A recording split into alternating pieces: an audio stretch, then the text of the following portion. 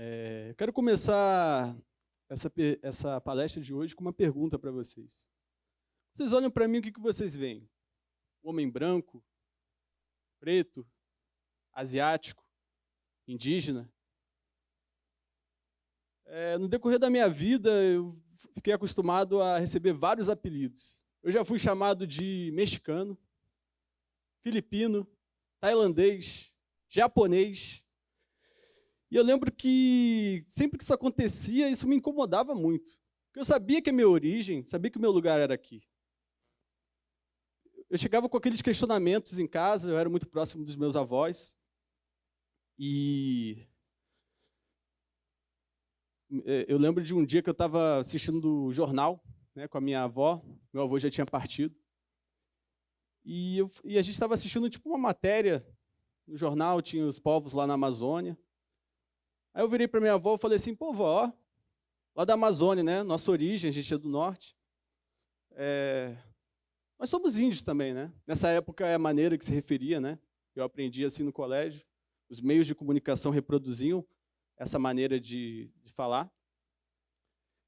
E a minha avó virou para mim e ela respondeu, não, meu neto, a gente não é índio, não. A minha mãe, a sua bisavó, ela era índio, mas ela deixou de ser. Quando a minha avó falou aquilo para mim, eu não entendi nada. Como assim ela deixou de ser? Como é que a gente deixa de ser uma coisa? E aí, eu sei que a minha avó, ela não conversou muito disso com a mãe dela, né? A mãe dela não falava muito sobre esse assunto. A minha avó foi criada num colégio de freira aqui em São Paulo. E eu lembro que eu saía mais confuso ainda daquelas conversas com a família. E lembro desde pequeno, assim, estar no banheiro, no espelho, né? E me perguntando, quem sou eu? Quem sou eu? Quem sou eu? E quando as pessoas não me associavam, né, aqueles povos distantes, não tinha nada a ver com essa origem daqui, as pessoas também adoravam fazer fantasias, né? E quem está nesse lugar é uma situação muito desconfortável, que as pessoas no carnaval elas querem que você incorpore aquilo, você não tem referência nenhuma daquilo, porque a referência que você teria ela foi arrancada da sua família, né, os seus antepassados. Então, isso aconteceu no colégio, aconteceu com o trote na faculdade, mas foi uma coisa que, com o tempo, eu fui entendendo, né, que uma foto com a minha família, com a minha avó, por que a minha família não falava dessa identidade indígena? Por que a gente não trazia esse assunto, sabe? Essa questão, ela simplesmente... Eles não tiveram uma referência para me falar. Né? A minha família, ela veio minhas famílias, elas vêm do norte, do nordeste. Tenho família de contexto caboclo no nordeste, né? Meu avô Luizão Maia, meu tio Arthur Maia, grandes baixistas aí, do samba, da MPB, eram vistos como homens pretos. Né? Hoje a gente fala, né, do afro-indígena, do índio preto, né? Mas naquela época não tinha ainda não se falava muito sobre isso.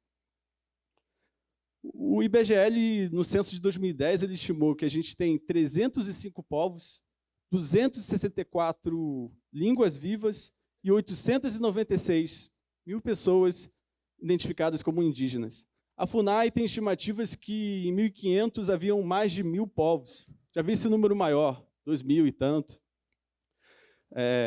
Também que havia de 2 a 3 milhões de pessoas. Também já vi estimativas de 5 a 10 milhões de pessoas. Então, quando a gente começa a ver esses números e com todo aquele questionamento, todo aquilo que eu tinha, né, desde pequeno, eu tomei muito interesse pela história, pela geografia, eu queria entender o que tinha acontecido com esses meus antepassados, com esses meus ancestrais, e por que a gente não sabia, né, o que tinha acontecido com eles. E aí a gente entende que a grande parte da população brasileira ela não sabe a sua origem. Grande parte dos povos eles foram dizimados. As pessoas não têm referência. Você imagina, é um território invadido, né? As pessoas têm que sair, têm que migrar. sofreram diversas violências. Quando você sai do território, você já não é mais visto como indígena. O indígena que se mantém essa perspectiva no contexto urbano, ele é perseguido. As pessoas não conseguem ver pessoas indígenas na cidade. Fui falar para as pessoas que eu vim fazer um TED Talk, vieram pessoas que vieram e riram, falaram assim, nossa, que índio de Araque. Apesar da gente ter hoje vários e vários profissionais indígenas super qualificados, com formação superior, artistas, as pessoas ainda não conseguem ver, porque ainda está com aquela imagem do índio, parado no tempo. E vamos combinar, quem é que quer ser associado a uma imagem de uma pessoa preguiçosa, bárbara, violenta? Então, a gente tem um apagamento muito forte no nosso país. Quando a gente fala de questão racial, a gente fala muito de branquitude, a gente fala muito de negritude, a gente não fala de indigenidade. E a gente tem que entender que a população indígena ela está sendo assimilada desde que a colonização começou. Tem até muitas pessoas que, por não saberem, acham que os indígenas não resistiram, não foram escravizados. Foram escravizados à exaustão.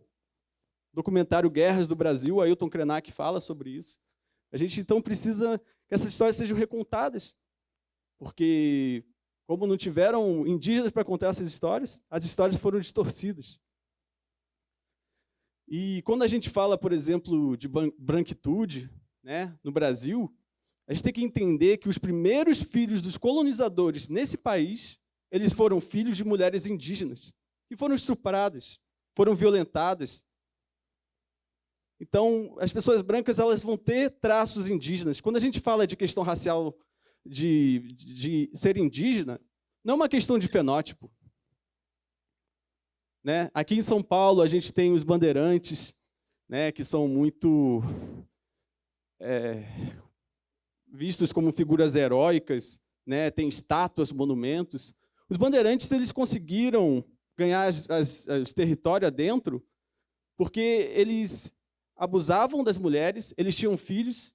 Quando eles estavam, esses filhos eles cresciam naquelas aldeias, naqueles territórios. Quando eles chegavam numa determinada idade, os bandeirantes recrutavam aqueles jovens com conhecimento do povo, com conhecimento do território. Eles eram guerreiros invencíveis, cavalos, armas. Foi assim que os bandeirantes foram ganhando. E a gente ainda vê isso como, nessa narrativa colonial, como se fossem heróis. Então, tudo que era sagrado foi sendo tomado. E a gente precisa entender que esses povos, o povo Tupi-Guarani que está aqui em São Paulo, ele estima que está aqui há mais de 6.000 anos. Eles mantiveram por todos esses anos uma diversidade de fauna, de flora. Tem a sua ciência. Só que quando chega, esses colonizadores, eles tomam aquele território, aquilo que é sagrado deixa de ser. Apesar disso, a gente ainda tem um monte de municípios no nosso país que tem nomes indígenas. A gente ainda está em terra indígena. E a gente precisa entender, como eu já falei, esse preconceito que as pessoas têm com os indígenas. Eu me formei em Relações Internacionais na Universidade Federal Fluminense. Comecei a compreender os efeitos da colonização, como que elas afetaram povos originários do mundo todo. Não só aqui, na Oceania, na Ásia, na África. Então, a gente tem que entender que essas pessoas, antes da colonização, elas estavam no contexto de comunidades indígenas no seu continente. Todo mundo, no mundo todo, teve que se adequar ao sistema internacional, às nacionalidades. Então, isso é uma coisa que foi feita de maneira proposital, das pessoas não saberem a sua origem e se identificarem com a sua nacionalidade. A nacionalidade brasileira, ela está baseada, ela tem muitos aspectos incorporados da cultura indígena, que não são reconhecidos, na cultura, nos hábitos, as medicinas. Recentemente, de um tempo para cá, as pessoas têm tomado muito interesse nas medicinas, nas coisas. Quero mostrar para vocês uma imagem que, para mim, me deixa muito triste. Isso daqui é a bacia do rio Xingu. por causa da mineração. Mineração tem causado um desmatamento enorme em vários territórios do nosso país. Isso aqui acontece para que o ouro possa ser extraído, marcas de luxo possam fazer joias, e as pessoas ostentarem. Às vezes também é um símbolo de religião, não só do cristianismo, do candomblé também. Só que eu fico me perguntando por que as pessoas não refletem que esse ouro que a gente está usando, ele é ouro ilegal. Ele é ouro que tem sangue indígena. Então eu quero que vocês saiam daqui com essa reflexão, quando vocês usarem ouro, que esse ouro, ele traz muito sofrimento. E não é só para os povos indígenas, é para os povos quilombolas, é para os povos ribeirinhos, é para a fauna, é para a flora. Todo mundo fica envenenado com mercúrio. Fica isso aqui, gente. E os garimpeiros ilegais, criminosos, eles abusam das crianças, abusam das mulheres. Eu sei, é uma fala muito dolorosa, gente. Porque é isso que está acontecendo agora, nesse momento, né? Em vários territórios do nosso país, Mato Grosso do Sul, a gente está tendo o assassinato dos povos. Então, quando a gente vem falar aqui, né, dos povos originários, a gente tem que trazer à tona o que está acontecendo. Como comunicador, né? Eu fiz esse protesto mais cedo esse ano, que a gente está trazendo essa questão do sangue e do ouro, né? Então, como eu falei para vocês, de 2016 para 2021, teve um aumento enorme de desmatamento, apenas pela mineração, esse dado, tá? 41 vezes maior, isso no território do povo Kayapó e do Munduruku, no Pará, e dos Yanomamis, no Amazonas e em Roraima. Tá? Inclusive, tem mais de 20 mil garimpeiros agora no território dos Yanomami. Então, como eu estava falando para vocês, o Brasil, para existir, ele consome a cultura indígena, né? As culturas indígenas. Porque já existiam milhares de povos aqui, chegaram mais centenas de povos de outros continentes. Então, a gente tem, infelizmente, muita apropriação de cultura. Agora, vocês devem estar se perguntando, né? Como é que eu, naquele contexto que eu falei para vocês, urbano, sem ter essa referência, como é que eu tive esse despertar da minha identidade?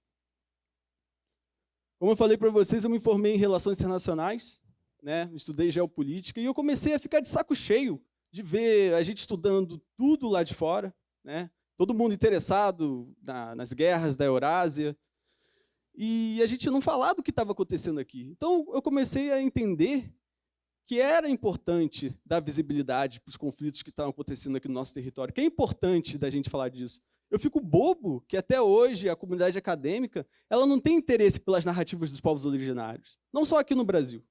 Eu nunca vi um debate de geopolítica em que uma liderança indígena foi convidada para falar sobre geopolítica.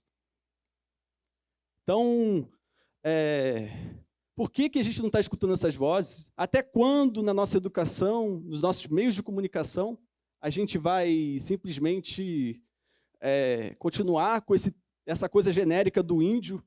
E quando que a gente vai começar a falar, não, ó, o povo Guajajara, o povo Funiô, o povo Guarani, né? Eu quero que as pessoas estudem nos colégios a cultura dos povos, que elas sabem qual é o povo que vive no seu território. Que a gente comece a falar na televisão com mais detalhes, que não sejam só números e nomes genéricos.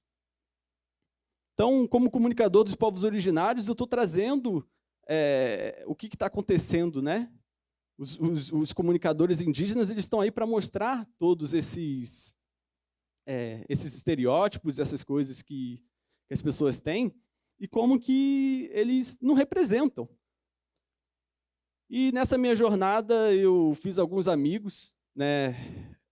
Uma delas foi a Renata Tupinambá, uma jornalista, roteirista, e a Renata me apresentou um conceito muito interessante, que é etnocomunicação. A etnocomunicação ela é revolucionária, porque ela propõe para os povos originários do mundo todo se utilizarem da tecnologia que a gente tem hoje para contar suas narrativas. Então, com isso, a gente tem o documentário que foi lançado recentemente, que eu recomendo, o Território, a gente consegue ver na íntegra o que está acontecendo, né? E eu tento trazer, não só como modelo, não só como comunicador, mas modelo, sempre essas questões. A etnocomunicação, ela é a maneira que a gente tem de enxergar sem aquela perspectiva, né, que a gente está sempre acostumado. E o que eu queria falar mais? Que se você é uma pessoa que está em busca da sua origem, eu tenho algumas coisas que eu aprendi nessa minha trajetória. A primeira coisa que eu quero dizer é: tenham respeito, né? Busquem escutar. Nada acontece da noite para o dia. A questão da identidade indígena, como eu disse, não é uma questão de fenótipo, é uma questão de comunidade. Você entender, né, qual é a sua origem. Então, você tem que entender qual é o seu contexto, qual a origem que você está, e você tem que buscar dialogar com os seus mais velhos, né, e pouco a pouco tentar fazer esse resgate. Mas não é porque você comprou um cocar ou porque você está usando uma medicina da floresta, né, e aí você começa a chamar de xamã, que você é uma pessoa indígena, né? A gente precisa respeitar muito isso, porque as pessoas que têm essas vivências, elas estão ali, mas depois elas voltam para sua casa, para sua segurança, enquanto as pessoas indígenas que estão naquela vivência, né, desde que nasceram, elas estão vivenciando diariamente, né, aquilo do território, a violência e tudo que vem com isso. Então, a vivência pela cultura indígena, ela se dá pela escuta, né, pela convivência. Não é pela autodeclaração. Eu não encontrei todas as respostas para as minhas perguntas ainda. É uma jornada que eu estou fazendo e que eu ainda estou em busca de respostas também, né? Tem um senhorzinho muito simpático que é o Thinahan. Ele partiu esse ano, mestre budista, 97 anos, e ele fala muito sobre estado de plena atenção, respiração consciente. E ele fala que, apesar das pessoas acharem que os nossos ancestrais eles estão mortos, eles não estão, né? Eles estão junto com a gente, eles seguem junto com a gente, cada respiração que a gente dá. Então, eu convido vocês para também buscarem escutar as vozes dos seus ancestrais e ser bons ancestrais, né, para aqueles que vão ver no futuro. A luta indígena, ela é uma causa de todos. Então, muito obrigado pela sua atenção.